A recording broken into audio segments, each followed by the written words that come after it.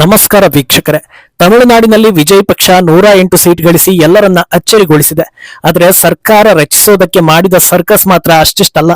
ಹೇಗೆ ಲೆಕ್ಕ ಹಾಕಿದ್ರೂ ಮ್ಯಾಜಿಕ್ ನಂಬರ್ ತಲುಪೋದಕ್ಕೆ ಆಗ್ತಾ ಇಲ್ಲದ ಹೊತ್ತಲ್ಲಿ ಕೊನೆಗೂ ಏನೋ ಒಂದು ಹಂತಕ್ಕೆ ಬಂದು ತಲುಪಿದಂತೆ ಸುದ್ದಿಗಳು ಬರ್ತಾ ಇವೆ.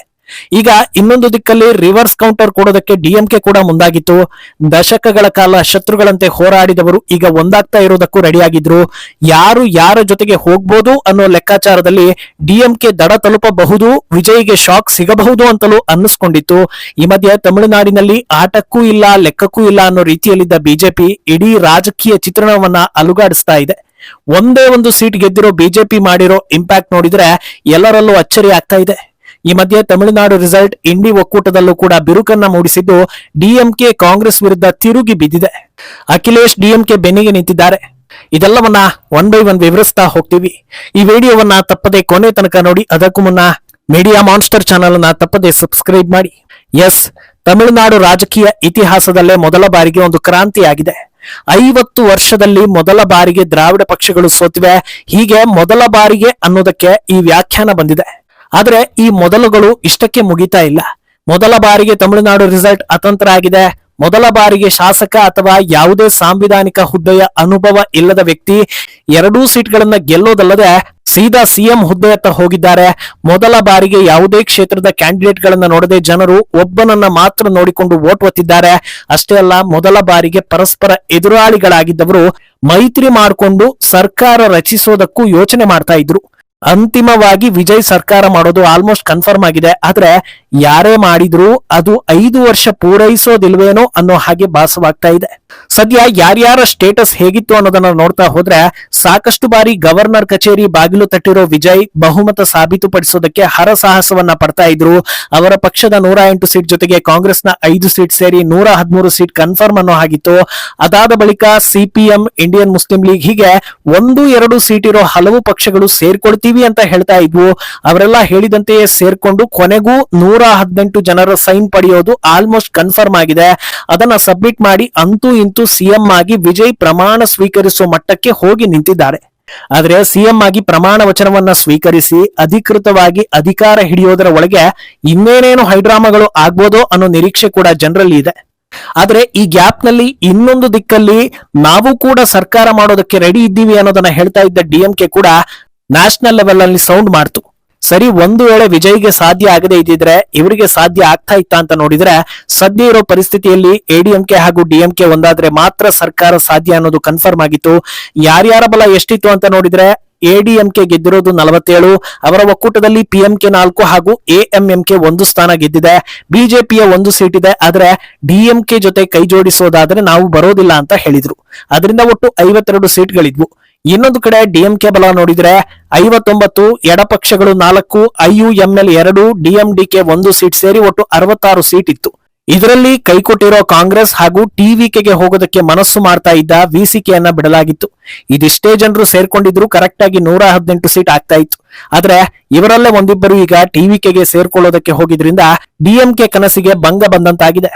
ಆದ್ರೆ ಒಂದು ವೇಳೆ ಡಿಎಂಕೆ ಮೈತ್ರಿಕೂಟವೇ ಅಧಿಕಾರ ಹಿಡಿಯೋ ಮಟ್ಟಕ್ಕೆ ಬಂದು ನಿಂತಿದ್ರೆ 2018ರಲ್ಲಿ ಕರ್ನಾಟಕಕ್ಕೆ ಬಂದ ಪರಿಸ್ಥಿತಿಯೇ ಬಂದಂತಾಗ್ತಾ ಇತ್ತು. ಆಗ 100ಕ್ಕಿಂತ ಹೆಚ್ಚು ಸೀಟ್ ಪಡೆದು ಟೇಬಲ್ ಟಾಪರ್ ಆಗಿದ್ದು ಬಿಜೆಪಿ. ಆದ್ರೆ ಜೆಡಿಎಸ್ ಹಾಗೂ ಕಾಂಗ್ರೆಸ್ ಇಬ್ರು ಸೇರ್ಕೊಂಡು ಮೈತ್ರಿ ಸರ್ಕಾರ ಮಾಡಿದ್ರು. ಆಮೇಲೆ ಆಪರೇಷನ್ ಕಮಲ, ಡಬಲ್ ಇಂಜಿನ್ ಸರ್ಕಾರ ಎಲ್ಲವೂ ಮಾಡಿ ಕೊನೆಗೆ ಡಿಕೆಯ 40% ಸರ್ಕಾರದ ಸ್ಟ್ರಾಟಜಿ ಬಿಜೆಪಿಯನ್ನ ಕೊಲ್ಯಾಪ್ಸ್ ಮಾಡ್ತು. ಈಗ ಡಿಎಂಕೆ ಹಾಗೂ ಎಡಿಎಂಕೆ ಮೈತ್ರಿ ಮಾಡ್ಕೊಂಡಿದ್ದು ಸರ್ಕಾರ ಮಾಡಿದ್ದಿದ್ರೆ ಫೇಲ್ ಆಗಿರೋ ಇಬ್ರು ಸೇರಿ ಸರ್ಕಾರ ಮಾಡಿದ್ದಾರೆ ಅನ್ನೋ ಹಣೆಪಟ್ಟಿ ಬಂದಂತಾಗ್ತಿತ್ತು. ಆದ್ರೆ ಅದನ್ನ ವಿರೋಧಿಸೋದಕ್ಕೆ ಯಾರ ಕೈಲೂ ಆಗ್ತಾ ಇರ್ಲಿಲ್ಲ.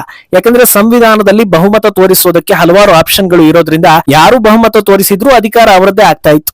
ಅದರಿಂದ ಈ ಹಗ್ಗಜಗ್ಗಾಟ ತಮಿಳುನಾಡು ರಾಜಕೀಯದ ಅಖಾಡವನ್ನ ಮತ್ತಷ್ಟು ರಂಗೇರಿಸುವ ಮಟ್ಟಕ್ಕೆ ಬಂದು ನಿಂತಿತ್ತು.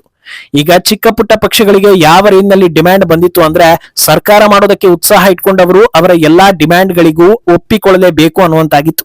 ಆದ್ರೆ ಒಂದು ವೇಳೆ ಡಿಎಂಕೆ ಎಡಿಎಂಕೆ ಸರ್ಕಾರ ಆಗೇ ಬಿಟ್ಟಿತ್ತು ಅಂದಿದ್ರೆ ಇದೇ ಇವರ ಕೊನೆ ಆಡಳಿತ ಅನ್ನೋ ಲೆಕ್ಕದಲ್ಲೂ ಕೂಡ ಚರ್ಚೆ ಆಗ್ತಾ ಇತ್ತು.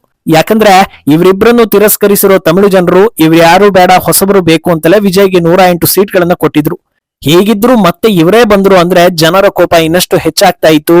ಗೆದ್ದರೂ ಸೋತಂತ ಆದ್ರು ಅನ್ನೋ ಕಾರಣಕ್ಕೆ ವಿಜಯ್ ಮೇಲೆ ಸಿಂಪತಿ ಇನ್ನಷ್ಟು ಹೆಚ್ಚಾಗ್ತಾ ಇತ್ತು. ಇದನ್ನ ಜನರು ಪರ್ಸನಲ್ ಆಗಿ ತಗೊಂಡ್ರು ಅಂದ್ರೆ ಮುಂದಿನ ಎಲೆಕ್ಷನ್ ನಲ್ಲಿ ವಿಜಯ್ ಸುನಾಮಿ ಎಬ್ಬಿಸಿ ಬಹುಮತದಿಂದ ಗೆದ್ದು ಬರೋ ಸಾಧ್ಯತೆ ಇತ್ತು. ಆಗ ಇವರಿಬ್ಬರಿಗೂ ಕಂಬ್ಯಾಕ್ ಮಾಡೋದು ಬಹಳ ಕಷ್ಟ ಆಗ್ತಾ ಇತ್ತು ಅಂತಲೇ ವ್ಯಾಖ್ಯಾನಿಸಲಾಗ್ತಾ ಇದೆ. ಆದ್ರೆ ಈಗ ಈ ಲೆಕ್ಕಾಚಾರ ಪ್ರಯೋಜನ ಇಲ್ಲ ಅನ್ನೋ ಹಾಗೆ ವಿಜಯ್ ಸಿಎಂ ಸ್ಥಾನದ ಹತ್ತಿರಕ್ಕೆ ಬಂದು ನಿಂತಿದ್ದಾರೆ. ಇನ್ನು ಇತ್ತ ಬಿಜೆಪಿ ಕಡೆ ನೋಡಿದ್ರೆ ಯಾವ ಕಡೆಗೂ ಇಲ್ಲ ಅನ್ನೋ ಹಾಗೆ ಸೈಲೆಂಟ್ ಆಗಿ ಎಲ್ಲರಿಂದಲೂ ಅಂತರವನ್ನ ಕಾಯ್ದುಕೊಂಡಿದ್ದಾರೆ. ಆದ್ರೂ ಕೂಡ ದೊಡ್ಡ ಇಂಪ್ಯಾಕ್ಟ್ ಆಗಿರೋದು ಬಿಜೆಪಿ ಕಡೆಯಿಂದಲೇ. ಯಾಕಂದ್ರೆ ಎಲ್ಲಿ ಬಿಜೆಪಿ ಟಿವಿಕೆಗೆ ಬೆಂಬಲ ಕೊಟ್ಟು ಬಿಡುತ್ತೋ ಅನ್ನೋ ಟೆನ್ಷನ್ ಮಾಡ್ಕೊಂಡು ಕಾಂಗ್ರೆಸ್ ಓಡಿ ಹೋಯ್ತು. ಇದರಿಂದ ಡಿಎಂಕೆ ಹಾಗೂ ಕಾಂಗ್ರೆಸ್ನ 10 ವರ್ಷದ ಮೈತ್ರಿ ಡಮಾರ್ ಆಯ್ತು. ವಿಜಯ್ ಸರ್ಕಾರ ರಚಿಸುವ ಆಸೆಗೆ ಸಾಕಷ್ಟು ಜನರ ಸಪೋರ್ಟ್ ಕೇಳ್ಕೊಂಡು ಹೋದ್ರು. ಅದರಲ್ಲಿ ಬಹುತೇಕ ಪಕ್ಷಗಳು 1-2 ಸೀಟ್ ಇದ್ದ ಪಕ್ಷಗಳೇ ಆಗಿದ್ವು. ಆದ್ರೆ ಬಿಜೆಪಿಯನ್ನ ಕೇಳೋ ಹಾಗೆ ಇರಲಿಲ್ಲ. ಯಾಕಂದ್ರೆ ಕಾಂಗ್ರೆಸ್ ಜೊತೆಗಿದೆ ಅನ್ನೋ ಕಾರಣಕ್ಕೆ. ಬಿಜೆಪಿ ಬೆಂಬಲ ಕೊಡದೇ ಇದ್ರೂ ವಿಶ್ವಾಸದ ಸಂದರ್ಭದಲ್ಲಿ ಸುಮ್ಮನೆ ಗೈರಾದ್ರೂ ಸಾಕು, ಅದರ ಎಫೆಕ್ಟ್ ಸರ್ಕಾರದ ಮೇಲೆ ತಟ್ಟುತ್ತೆ. ಒಂದು ವೇಳೆ ಭವಿಷ್ಯದಲ್ಲಿ ಯಾರೇ ಸಹಾಯ ಕೇಳ್ಕೊಂಡು ಬಂದ್ರು ನನಗೇ ಸಿಎಂ ಸ್ಥಾನ ಕೊಡಿ ಅಂತ ಬಿಜೆಪಿ ಕೂತ್ರೆ ಇಬ್ರು ಲಾಕ್ ಆಗಿ ಬಿಡ್ತಾರೆ. ಆಮೇಲೆ ಅನ್ಯ ಮಾರ್ಗವನ್ನ ಹುಡುಕೋ ಪರಿಸ್ಥಿತಿ ಬರುತ್ತೆ. ಏನೂ ಇಲ್ಲದೆ ಇದ್ರೂ ಬಿಜೆಪಿ ಒಂಥರ ಕಿಂಗ್ ಮೇಕರ್ ಆಗ್ಬಿಟ್ಟಿದೆ ಅನ್ನೋ ರೀತಿಯ ಟಾಕ್ಗಳು ನಡೀತಾ ಇದೆ. ಆದ್ರೆ ಈ ಹೊತ್ತಲ್ಲಿ ಡಿಎಂಕೆ ಕಾಂಗ್ರೆಸ್ ವಿರುದ್ಧ ರೊಚ್ಚಿ ಗೆದ್ದು ಬಿಟ್ಟಿದೆ. ಅಧಿಕಾರದ ಆಸೆಗೆ ಮೈತ್ರಿ ಮುರ್ಕೊಂಡು ಓಡಿದ್ದಕ್ಕೆ ಇನ್ಯಾವತ್ತೂ ಮೈತ್ರಿ ಮಾಡ್ಕೊಳ್ಳೋದಿಲ್ಲ ಅನ್ನೋ ರೇಜ್ಗೆ ಪುಟಿದೆದ್ದಿದೆ. ಲೋಕಸಭೆಯಲ್ಲೂ ಇದರ ಬಿಸಿ ಏರಿದ್ದು ಡಿಎಂಕೆ ನಾಯಕಿ ಕನಿಮೊಳಿ ನಮ್ಮ ಸದಸ್ಯರಿಗೆ ಬೇರೆ ಸೀಟ್ಗಳನ್ನ ಅರೇಂಜ್ ಮಾಡಿ ನಾವು ಕಾಂಗ್ರೆಸ್ನವರ ಜೊತೆ ಕೂರೋದಿಲ್ಲ ಅಂತ ಪತ್ರ ಮುಖೇನ ಸ್ಪೀಕರ್ಗೆ ಮನವಿ ಮಾಡಿದ್ದಾರೆ. ಅಧಿಕಾರದ ಆಸೆಗೆ ಟಿವಿಕೆ ಹಿಂದೆ ಓಡಿರೋ ಕಾಂಗ್ರೆಸ್ ಒಂದು ವಿಷಯವನ್ನ ಮರೆತಿದೆ. ಅದೇನಂದ್ರೆ ಲೋಕಸಭೆಯಲ್ಲಿ ಡಿಎಂಕೆಗೆ 22 ಸೀಟ್ ಹಾಗೂ ರಾಜ್ಯಸಭೆಯಲ್ಲಿ 8 ಸೀಟ್ಗಳಿವೆ. ಇನ್ನು ಮುಂದೆ ಯಾವ್ದಾದ್ರು ಬಿಲ್ ಪಾಸ್ ಮಾಡುವಾಗ ಸೈಲೆಂಟ್ ಆಗಿ ಗೈರಾದ್ರೂ ಕೂಡ ಎನ್ಡಿಎಗೆ ಪ್ಲಸ್ ಪಾಯಿಂಟ್ ಆಗುತ್ತೆ. ಯಾಕೆ ಡಿಎಂಕೆ ಈ ರೇಂಜ್ಗೆ ಸಿಟ್ಟಾಗಿದೆ ಅಂದ್ರೆ ಇಂಡಿ ಒಕ್ಕೂಟ ಸೃಷ್ಟಿಯಾದಾಗಿನಿಂದ ಡಿಎಂಕೆ ಇಂಡಿ ಒಕ್ಕೂಟದ ಜೊತೆಗೆ ಇತ್ತು. ಮೋದಿ ಸರ್ಕಾರ ಯಾವ ನಿರ್ಧಾರ ತಗೊಂಡ್ರು ಕಾಂಗ್ರೆಸ್ ವಿರೋಧ ಮಾಡಿದಾಗಲೆಲ್ಲ ಡಿಎಂಕೆ ಕೂಡ ಅದನ್ನ ವಿರೋಧಿಸುವ ಮೂಲಕ ತನ್ನ ಲಾಯಲ್ಟಿಯನ್ನ ತೋರಿಸ್ತಾ ಇತ್ತು. ಆದ್ರೆ ಈಗ ನೋಡಿದ್ರೆ ಏಕಾಏಕಿ ವಿಜಯ್ ಹಿಂದೆ ಓಡಿ ಹೋದ್ರು. ಸ್ವಲ್ಪ ಕಾದಿದ್ರೆ ಡಿಎಂಕೆ ಎಡಿಎಂಕೆ ಜೊತೆ ಸೇರ್ಕೊಂಡು ಮೈತ್ರಿ ಉಳಿಸ್ಕೊಳ್ಬಹುದಿತ್ತು. ಆದ್ರೆ ಕೈ ಅಧಿಕಾರ ದಾಹದ ಮುಂದೆ ಇದ್ಯಾವ ಯೋಚನೆ ಬಂದಂತಿಲ್ಲ. ಇದು ಇಂಡಿ ಒಕ್ಕೂಟದಲ್ಲಿ ಬಿರುಕು ಮೂಡಿಸೋ ಎಲ್ಲಾ ಲಕ್ಷಣಗಳು ಕಾಣಿಸ್ತಾ ಇದೆ. ಇದರ ಬೆನ್ನಲ್ಲೇ ಅಖಿಲೇಶ್ ಡಿಎಂಕೆಗೆ ಬೆಂಬಲ ಕೊಟ್ಟಿದ್ದು ನಾವು ಕಷ್ಟ ಕಾಲದಲ್ಲಿ ಓಡಿ ಹೋಗೋ ಫ್ರೆಂಡ್ ಅಲ್ಲ, ನಿಮ್ಮ ಜೊತೆಗೆ ಇರ್ತೀವಿ ಅಂತ ಕೈಗೆ ಟಕ್ಕರ್ ಕೊಟ್ಟಿದ್ದಾರೆ. ಇನ್ನೊಂದು ಕಡೆ ಮಮತಾ ಆಲ್ರೆಡಿ ಸೋಲಿನ ಹತಾಶೆಗೆ ಹುಚ್ಚರಂತಾಗಿದ್ದಾರೆ. ಅವರನ್ನು ಸಮಾಧಾನ ಮಾಡಿರೋ ಅಖಿಲೇಶ್ ನೀವೇ ಗೆದ್ದಿದ್ದು ಅಂತ ಶಾಲು ಹಾಕಿ ಕಣ್ಣೀರು ಒರೆಸಿದ್ದಾರೆ. ಇದೆಲ್ಲವನ್ನ ನೋಡ್ತಾ ಇದ್ರೆ ಕಾಂಗ್ರೆಸ್ ಹೊರತಾಗಿ ಇಂಡಿ ಒಕ್ಕೂಟ ಮರು ರಚನೆಯಾಗೋ ಚಾನ್ಸಸ್ ಎದ್ದು ಕಾಣ್ತಾ ಇದೆ. ಮೊದಲೇ ಮಮತಾ ಇಂಡಿ ಒಕ್ಕೂಟವನ್ನ ನಾನು ಲೀಡ್ ಮಾಡ್ತೀನಿ ಅಂತೆಲ್ಲ ಹೇಳಿದ್ರು. ಆದ್ರೆ ಬಂಗಾಳದ ಸೋಲು ಆ ಮಟ್ಟಕ್ಕೆ ಯೋಚಿಸೋದಕ್ಕೆಲ್ಲ ಹೋಗ್ಬೇಡಿ, ಕೂಲ್ ಡೌನ್ ಅಂತ ಹೇಳ್ತಾ ಇದೆ. ಅದರಿಂದ ಅಖಿಲೇಶ್ ನೇತೃತ್ವದಲ್ಲಿ ಹೊಸ ಟೀಮ್ ರಚನೆಯಾಗೋ ಎಲ್ಲಾ ಲಕ್ಷಣಗಳು ಕಾಣಿಸ್ತಾ ಇದೆ. ಇನ್ನೊಂದು ಕಡೆ ಮಹಾರಾಷ್ಟ್ರದಲ್ಲಿ ಸೋತಿರೋ ಉದ್ಧವ್, ಬಿಹಾರದಲ್ಲಿ ಮೂಲೆ ಸೇರಿರೋ ತೇಜಸ್ವಿ ಎಲ್ಲರೂ ಅಖಿಲೇಶ್ಗೆ ಬೆಂಬಲ ಕೊಡೋ ಸಾಧ್ಯತೆ ಇದೆ. ಮುಂದೇನಾಗುತ್ತೆ ಅನ್ನೋದನ್ನ ಕಾದು ನೋಡ್ಬೇಕು. ಈ ಬಗ್ಗೆ ನಿಮ್ಮ ಅಭಿಪ್ರಾಯವನ್ನ ತಪ್ಪದೆ ಕಮೆಂಟ್ ಮೂಲಕ ತಿಳಿಸಿ.